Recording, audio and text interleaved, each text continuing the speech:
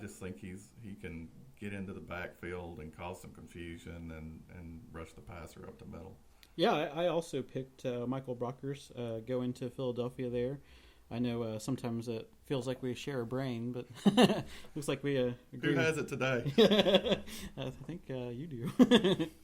So next pick, the New York Football Jets, and I had them selecting Melvin Ingram. I think that they would be ecstatic if he fell down there. Just imagine all the things that Rex Ryan would like to do with him, and really help that defense. They're already really good with Revis, on one side, and but there's still something missing last year. Yeah. I've also got him going Melvin Ingram, the defensive end or linebacker or wherever they decide to play him out of South Carolina. The main thing is that I still have Michael Floyd available, and I had him in my first two mocks, and I really think if he's available, I think they just jump all over him. But I just wanted to give a different perspective this time on this mock, so I went ahead and went with Melvin Ingram. Yeah, Michael Floyd would be a really great pick right there. How do you think he'd be with Santonio Holmes there? Man, I don't know. Santonio could bring out the worst in him. I don't know. But I think Tebow would like him, right? the new starting quarterback? Yeah, the new starting quarterback. Next pick, of course, we have to mention Tebow to help our rating. So Tebow. Next pick would be Cincinnati. Cincinnati, this is where I had Michael Floyd going. You team up Michael Floyd with A.J. Green and, Andy Dalton, the Red Rifle. He's got to have just a huge grin on his face because they'd give him two big wide receivers that can get deep on you and, catch the stuff, over the middle. I just think that'd be a huge weapon for him. That would be incredible to, down in the red zone to have, the really athletic A.J. Green and then just the really big target with that would make them better right away. Floyd's a beast, man. I mean, that guy's just super strong. I had Cincinnati selecting Stephon Gilmore, the cornerback out of South Carolina. I had back-to-back Gamecock picks there, so I think that they lost Jonathan Joseph, went to the Texans last year, and right. I think they have. Was it Pac-Man on that team? And they signed. Yeah, they still have Pac-Man. Signed Terrence Newman. I think they do. Yeah, he might be in jail. I don't know. Yeah. And they also signed Terrence Newman. So I don't know that having Dallas Cowboy cast-offs is really good for your secondary. Especially when they struggled there last year, right? So I think that would be a really great pick. There's been some mock drafts where Gilmore's gone as high as like the top 10. He's shooting up. It's the best time to be shooting up. Oh, man, I don't know if I should have said that. Oh. That doesn't sound too good, does it? He's shooting up the draft boards. That's good. Yeah. Next pick, we'd have 18 would be San Diego. This is where I started getting, well, I guess I started that a little earlier, but this is getting a little more out of the box here. I'm going with Dante Poe, the nose tackle from Memphis. And, I just think the Chargers need help defensively, and, I just think he would anchor the middle of their line and just make them a whole lot tougher team. I think, and he's about as athletic and nimble as a 346-pound guy can get, right? Yeah, he's what's he run like runs in the under 5. Wow. It was like 4.9 something. Just incredible with those reps with the weights and just some people are concerned that some of that hasn't showed up on the stat boards, but I mean if you look at Haloti Ngata, the defensive tackle out of Oregon that went to Baltimore, his stats were nothing to jump out at you when he was in college. And, if he's that type of player, this might be the best player in the draft. Yeah, I think if you get him on a good coaching staff and get him coached up, I think he could do a good job. High risk, high reward, right? There you go. I had them selecting Jonathan Martin, the offensive tackle out of Stanford. On this draft, Don Terry Poe is still available, so I'm sure between the two, they'd probably pick one of those. Let's see, 19, Chicago. Who do you have? I've got Whitney Merciless, defensive end out of Illinois. And this would give them another defensive end that they could plug in opposite of Julius Peppers. And I think the state of Illinois would really love this because, it's an in-state guy and everything. And I think Merciless is a better 4-3 defensive end. He's one of those guys that some people might think could convert to outside linebacker, but I think he's probably a better defensive end. So I think if you put him and Julius Peppers there, you can make Aaron Rodgers feel real uncomfortable. Well, that's the real secret to making those quarterbacks looking ordinary. I had them also taking merciless there, so looks like we agree on that one. At 20, Tennessee Titans. This is where I've got Stephon Gilmore, the cornerback from South Carolina, going. The Titans lost Cortland Finnegan to free agency, and I think if they pair Gilmore and Jason McCourty up, that gives them a young cornerback tandem that's just going to get better every year.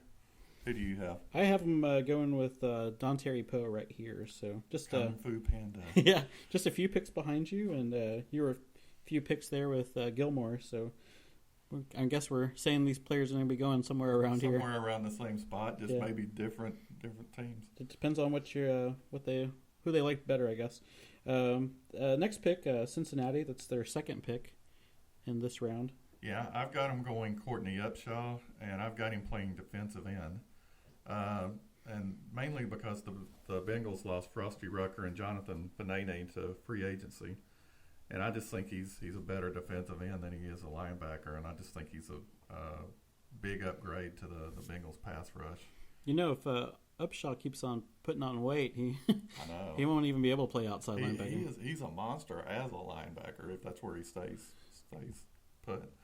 I had Cincinnati taking Cordy Glenn, the guard/tackle out of Georgia. I think that would go. He could start at either. I think just depends on which he. Yeah, some people question whether he could play left tackle or not. I mean, he did it some in the Senior Bowl, and he didn't embarrass himself, so he might be able to play there. But I think definitely as a guard or a right tackle, I think he's just awesome. He's a plug and play player right away. I think so. He's a big guy too. Number 22, we got Cleveland. It's also their second pick. Right. So, and I've got him going Stephen Hill here, the wide receiver from Georgia Tech.